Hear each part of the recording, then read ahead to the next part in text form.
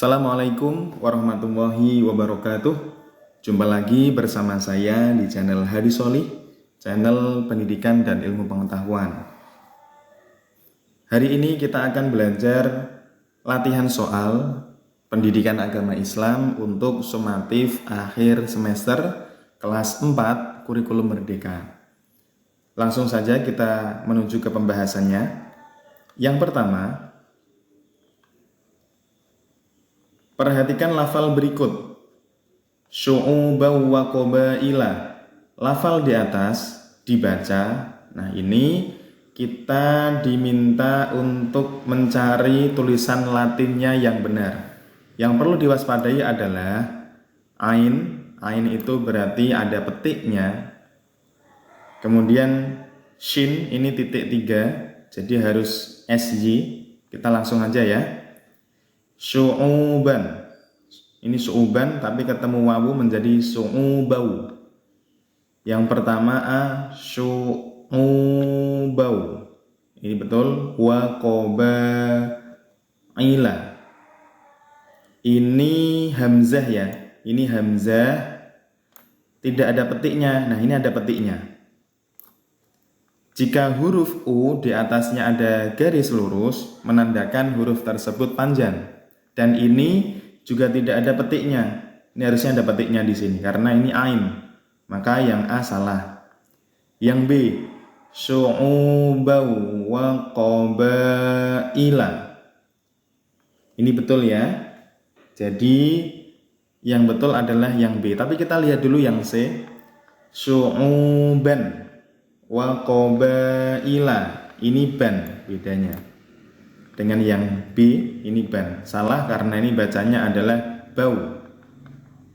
Yang D syu'ubau wa qabaila, ini tidak panjang. Maka yang tepat adalah yang B. Soal nomor 2. Kalimat di bawah ini yang dibaca akromakum adalah, anak-anak bisa melihat di sini akromakum. Ingat, ini belakang kum semua. Maka jangan terkecoh, akromakum adalah yang C.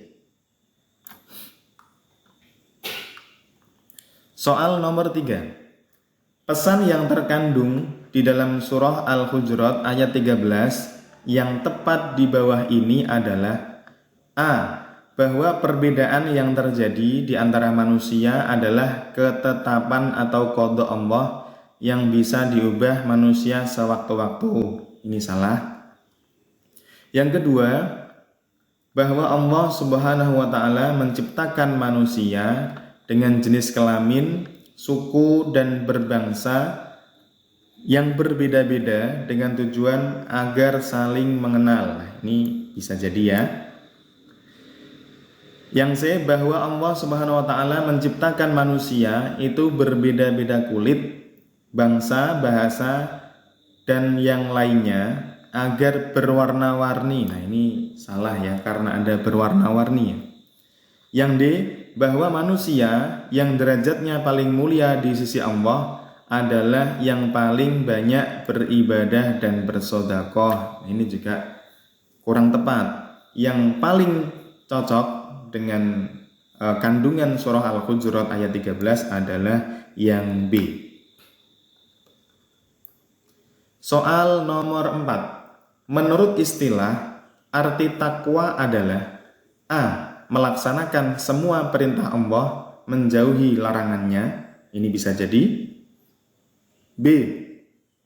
Berusaha mendekatkan diri kepada Allah selagi ingat. Ini salah ya karena ada kata-kata selagi ingat. Yang C. Melaksanakan sebagian perintah Allah, sebagian. Ini sudah jelas salah ya, tidak melaksanakan semua perintahnya. Berusaha menjauhi larangan dan melaksanakan perintahnya sewaktu-waktu. Nah, ini berarti tidak taat ya. Maka yang paling tepat adalah yang A. Perhatikan potongan ayat berikut. Syu'uban wa qabaila lita'arafu. Penulisan potongan ayat di atas tersusun dari berapa huruf? Kita hitung bersama-sama ya. Shin 1, Ain 2, Waw 3, Ba 4, Alif 5, ini ada alifnya ya.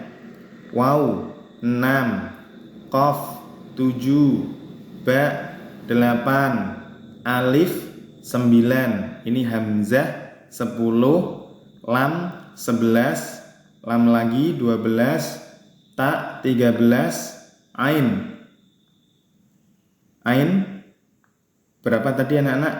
Nah, coba kita hitung lagi ya. 1, 2, 3, 4, 5, 6, 7, 8, 9, 10, 11, 12, 13, 14. Nah, Ain 14, Alif 15, Ro 16, Fa 17, Waw 18, Alif 19. Maka jawabannya adalah C, 19. Mudah sekali ya. Soal nomor 6. Kalimat ya ayyuhan nasu terdiri dari huruf-huruf. Nah, ini jangan sampai terkecoh ya anak-anak. Biasanya yang mudah terkecoh itu di sini. Ini ada alif.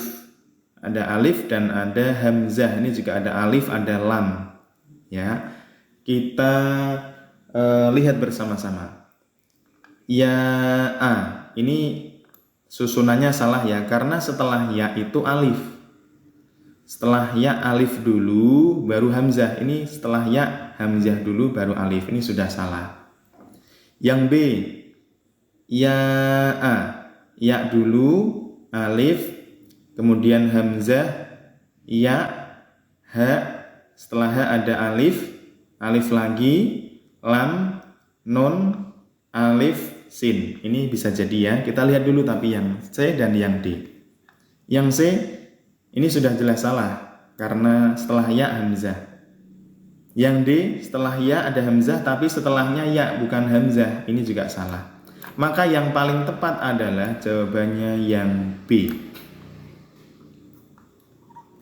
Nomor 7. Agar menjadi bacaan yang tepat, maka urutkan yang benar adalah, ini kalian disuruh mengurutkan ya, diminta untuk mengurutkan dan harus hafal ayatnya. Yang pertama adalah inna akramakum indallahi atqakum. Inna akramakum berarti 35, indallahi 142. Kita cari 35 142. Maka jawabannya adalah yang B. Kemudian nomor 8. Ini diminta untuk melanjutkan ya anak-anak. Jadi anak-anak memang harus hafal ayat ini. Innallaha alimun. A. Rahim. B. Kasiro. C. Tawwab. D. Khabir. Jawabannya adalah yang D. Innallaha alimun khabir. Nomor 9.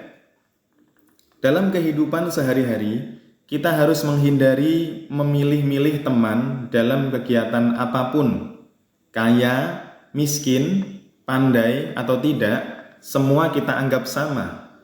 Berikut contoh kegiatan yang mencerminkan semangat keberagaman. Nah ini ya, anak-anak kita garisi dulu semangat keberagaman, yaitu berarti kalau semangat keberagaman, kegiatan ini ada banyak orang ya.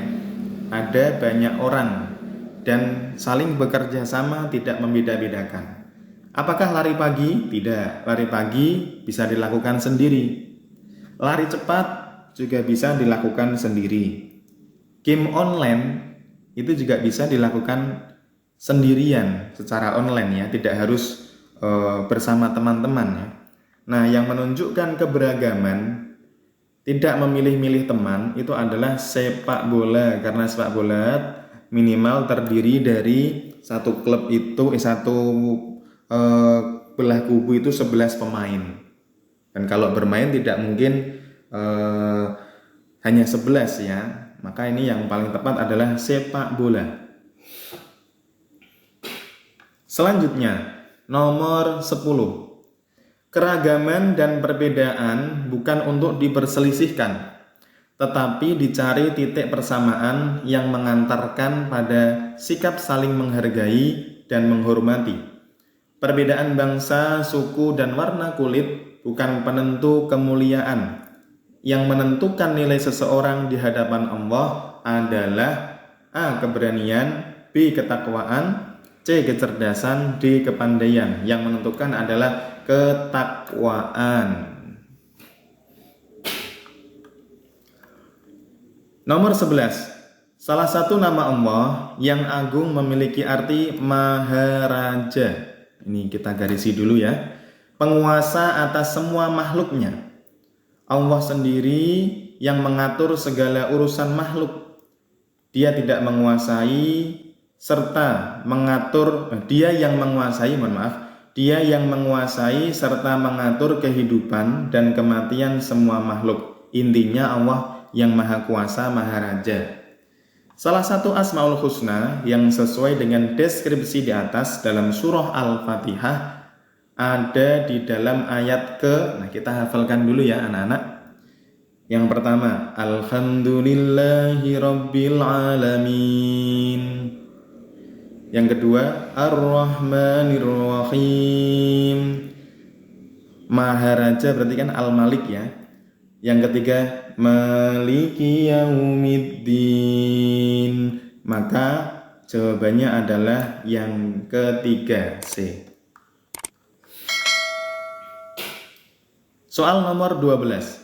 Allah Subhanahu wa Ta'ala menepati janjinya kepada seluruh hamba yang beriman dan bertakwa dengan memberi kemenangan yang besar serta memasukkan ke surga yang penuh dengan kenikmatan. Juga Dia memberi rasa aman bagi orang-orang yang takut. Asmaul Husna yang dimaksud adalah, kita cari ya, rasa aman bagi orang-orang yang takut. Kalau Al-Qudus itu Maha Suci, Al-Aziz bukan ya, Al-Mu'min itu Maha memberikan keamanan. Kemudian yang memberikan keselamatan. Ini lebih cenderung kepada rasa aman ya, rasa aman. Rasa aman orang-orang yang takut, maka jawabannya adalah yang C. Nomor 13. Kebiasaan hidup bersih merupakan akhlak terpuji. Nah, hidup bersih, ini tentang bersihnya. Yang meneladani salah satu Asmaul Husna dengan berusaha menjaga kebersihan diri, lingkungan, dan alam sekitar, juga melaksanakan piket sekolah. Akhlak tersebut meneladani Asmaul Husna, A. Al-Aziz, B. Al-Mu'min, C. Al-Qudus, D. Al-Malik. Jawabannya adalah Al-Qudus karena ini menjaga kebersihan. Nomor 14. Menggunakan lisan untuk berzikir, membaca Al-Quran, menasehati dalam kebaikan, menjaga lisan seperti adu domba, fitnah, gibah, mencela, membuka aib orang agar mendapatkan keselamatan adalah perilaku meneladani Asmaul Husna, menjaga lisan. Menjaga lisan berarti apa anak-anak? Assalam, menjaga keselamatan. Karena orang sering bertengkar, itu konflik dengan teman, itu semua diawali dengan menjaga lisan. Bagi yang tidak bisa menjaga lisannya, maka akan timbullah adu domba, fitnah, bahkan sampai bertengkar. Maka ini adalah sesuai dengan meneladani Asmaul Husna As-Salam. Jawabannya adalah C ya. Nomor 15. Bangsa Indonesia sangat beraneka ragam suku, bangsa, pulau, adat istiadat, dan yang lainnya. Namun semua itu dapat dipersatukan dengan menggunakan, nah ini kita melihat di Indonesia ya, apa yang bisa menyatukan Indonesia dari Sabang sampai Merauke itu kan beda-beda yang menyatukan adalah bahasa persatuan, yaitu bahasa Indonesia. Nomor 16. Kebaikan tidak hanya dikenal dalam Islam saja, tetapi dikenal juga dalam agama-agama yang lainnya. Semua ajaran agama mengajarkan pemeluknya untuk saling menghormati, membantu yang lemah, berbuat baik kepada orang tua, bersikap lemah lembut, dan yang paling pokok adalah mencintai A. Persamaan, B. Kebersamaan, C. Perdebatan, D. Kedamaian. Jawabannya adalah mencintai kedamaian. Nomor 17. Bukan hanya agama Islam, agama apapun melarang perbuatan yang merugikan orang lain seperti mencuri, berbohong, menipu, berkhianat, dan berbuat aniaya. Segala perbuatan yang merugikan dilarang oleh semua agama karena tidak sesuai dengan ketentuan A. Tuhan, B. Wahyu, C. Rasul, D. Kebiasaan. Ketentuan Tuhan. Ini mudah sekali ya. Nomor 18. Sikap terbaik dalam keragaman dan perbedaan adalah saling menghargai dan menghormati. Sikap tersebut dikenal dengan istilah A. Diseminasi. Ini tidak tepat ya. B. Asimilasi. C. Toleransi. D. Arogansi. Yang tepat adalah toleransi. Nomor 19. Sikap saling menjaga dan menghormati agar dapat menciptakan suasana damai dan rukun di lingkungan kita adalah seperti kegiatan A. Membangun musola yang rusak, B. Kerja bakti memperbaiki jalan kampung, C. Menyediakan tempat ibadah agama lain. Ini salah ya. D. Menarik retribusi mobil yang lewat di kampung. Ini salah ya. Antara A dan B, coba diperhatikan. Saling menjaga dan menghormati, menciptakan suasana damai. Kalau membangun musola yang rusak itu bisa mengerjakan orang ya, maka ini salah. Yang tepat adalah kerja bakti karena ini dilakukan oleh satu RT bahkan satu RW di kampung, gotong royong bersama-sama untuk memperbaiki lingkungan kampung. Ini berarti menunjukkan damai dan rukun ya. B. Nomor 20. Jika kalian menemukan soal seperti ini, supaya menghemat waktu, pertama adalah baca soalnya dulu. Baca soalnya dulu ya. Ini soalnya, mohon maaf ini karena kegeser ya. Soalnya dari sini ya. Tanda-tanda balik bagi perempuan ditunjukkan oleh nomor. Berarti yang ditanya adalah tanda-tanda balik bagi perempuan ya, bagi perempuan. Kita lihat nomor 1. Mengetahui, memahami, dan mampu membedakan mana yang baik dan mana yang buruk. Ini juga termasuk tanda-tanda balik ya untuk perempuan maupun laki-laki. Kita lewati dulu ya. Kita cari yang salah dulu ya. Telah mencapai usia 15 tahun ke atas. Yang ketiga, sudah mengalami mimpi basah. Ini salah karena perempuan tidak mimpi basah. Telah mencapai usia 9 tahun ke atas atau sudah mengalami menstruasi. Nah, ini betul. Jadi jawaban yang betul, pasti betul adalah nomor 4. Kita cari sekarang nomor 4 adakah ini? Nomor 4. Jika tidak ada nomor 4, ini sudah pasti salah. Yang A dan B sudah pasti salah karena tidak ada nomor 4. Tinggal kita melihat ada pilihannya, yang C adalah 3 dan 4, yang D 1 dan 4. Coba kita lihat yang C, 3 dan 4. C ini salah, sudah mengalami mimpi basah. Ini untuk laki-laki ya. Maka yang tepat jawabannya adalah 1 dan 4. Isinya adalah D. Nomor 21. Ingat soal seperti di atas tadi ya, sama dengan soal ini nomor 21. Kita langsung baca soalnya. Tanda-tanda balik dalam pandangan ilmu biologi bagi laki-laki ditunjukkan oleh, ingat ini bagi laki-laki dan ini ilmu biologi. Jadi yang termasuk tanda dalam ilmu biologi untuk laki-laki ya, yang ditanya. Coba kita lihat satu-satu.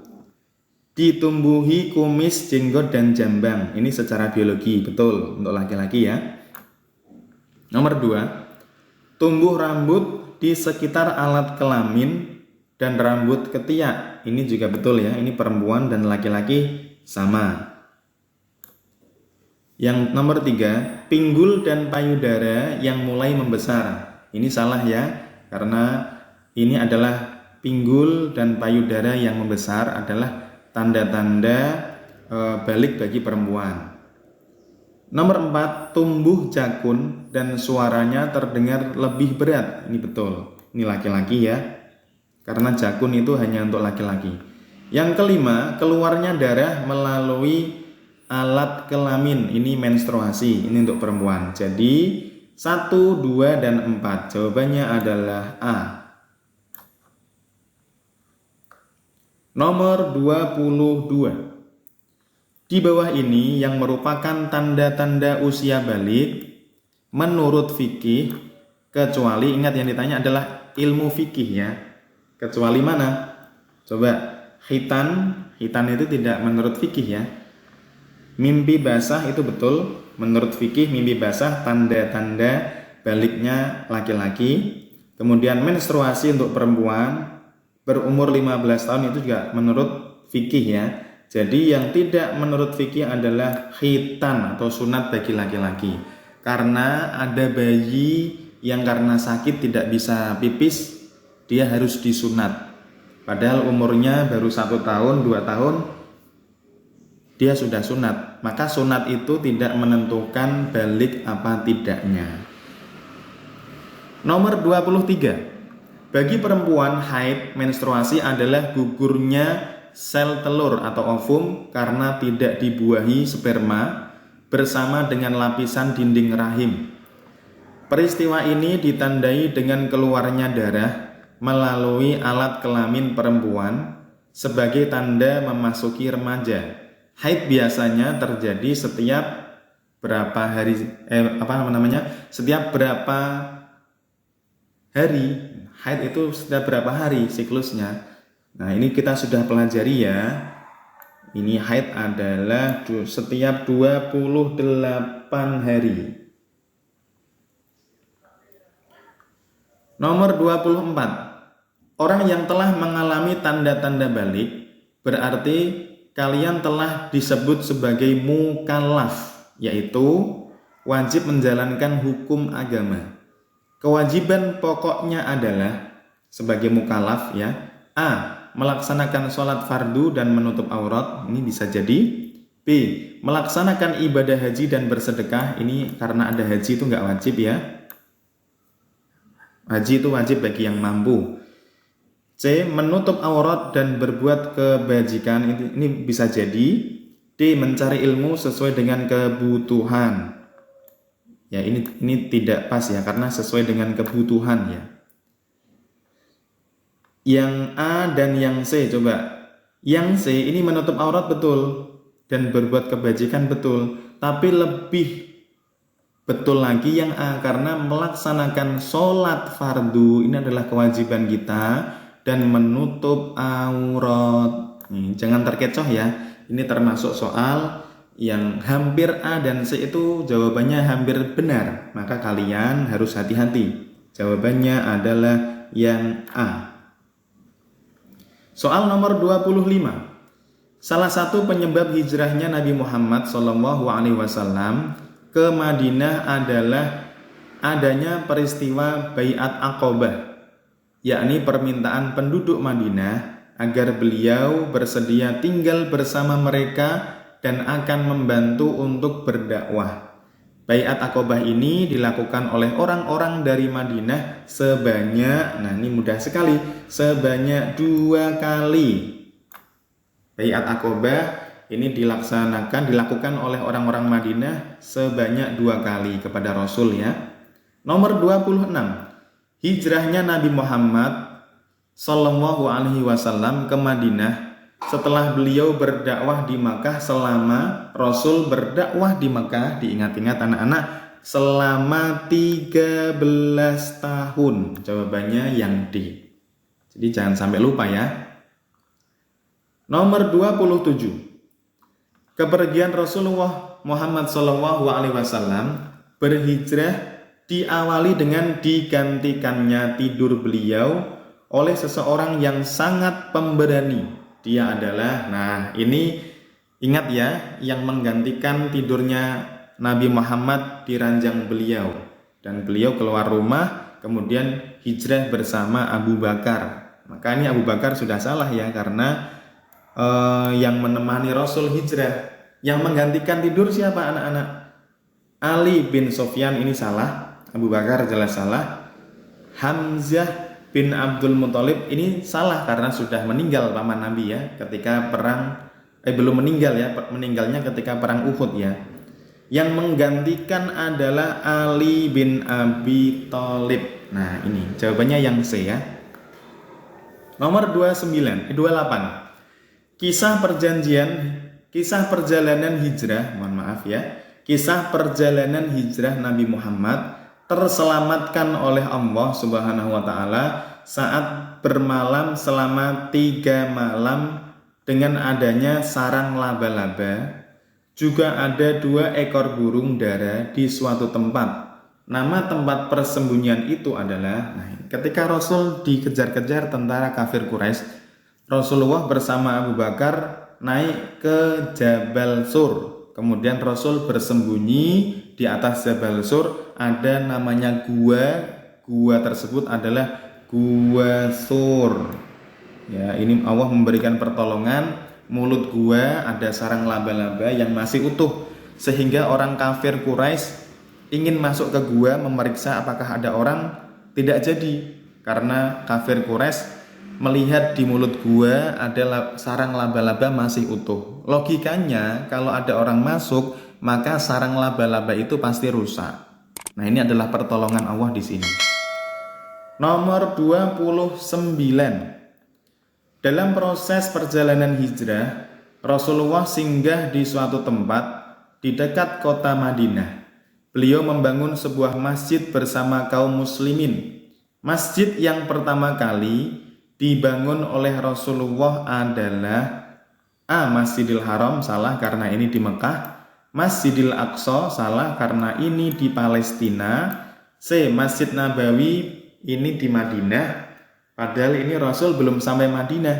Maka masjid yang pertama kali dibangun Rasulullah namanya adalah Masjid Quba. Karena Rasul sebelum sampai di Yasrib atau kota Madinah, ya, Yasrib adalah namanya pada saat itu, Rasul singgah dulu di daerah dekat Madinah. Itu ada daerah namanya daerah Quba, lalu membangun Masjid Quba. Soal terakhir, soal ke-30. Kisah hijrah Nabi Muhammad SAW ke Madinah memiliki nilai sejarah yang sangat berpengaruh dalam perjalanan dakwah Islam dan kehidupan kaum muslimin. Sejak beliau dan para sahabat tinggal di Madinah, dakwah Islam terus berkembang dan mengalami kemajuan yang pesat. Hikmah yang dapat diambil dari peristiwa tersebut adalah A. Ulet, optimis, ikhlas bisa jadi. Tawakal, pesimis. Ini ada pesimis ya, maka ini salah. Ikhlas, kerjasama, pesimis. Pesimis itu sudah buruk sangka ya, tidak optimis ya.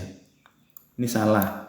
Rela berkorban, betul. Ikhlas, individualis, ini salah. Karena Rasul tidak individualis ya. Rasul itu justru menyatukan masyarakat Madinah dan Mekah pada saat itu. Maka yang paling tepat adalah ulet, optimis, dan ikhlas. Nah, ini sudah selesai. 30 soal sudah kita pelajari. Pelajari dengan baik anak-anak. Mudah-mudahan kalian semua mendapatkan nilai 100. Terima kasih.